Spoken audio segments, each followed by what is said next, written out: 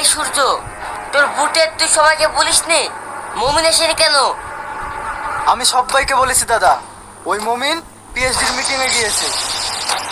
এই সাল্লু, তোর বুটের খবর কি? আমার বুথের সবাই এসছে দাদা, ওই মাস্টার মশাই আসেনি। ও আমার মুখের উপর বলে দিল যে আপনার মিটিংও আসবে না। দাদা, এর একটা কিছু করেন। ঠিক আছে, তোদের কোনো চিন্তা নাই, যা করার আমি করছি।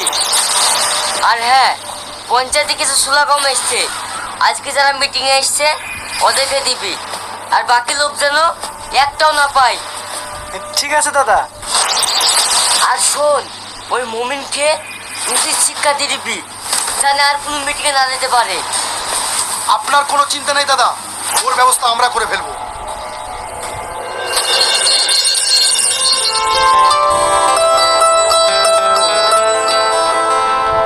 কিরে শ্রাবণী, কোথায় গেলি? কিছু বলবো আব্বা? আরে আমি যে সেই গ্রামার বইটা খুঁজে পাচ্ছি না।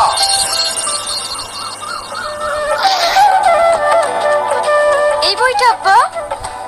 হ্যাঁ, এটা তোর ব্যাগে কেন? কালকে আমি এই বইটা পড়ছিলাম।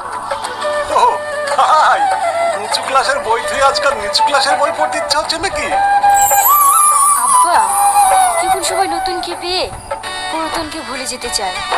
অতীতকে ভোলা ঠিক নয়। অতীত না থাকলে আমাদের বর্তমান সময়টা কি তা আমরা জানতেই পারতাম না।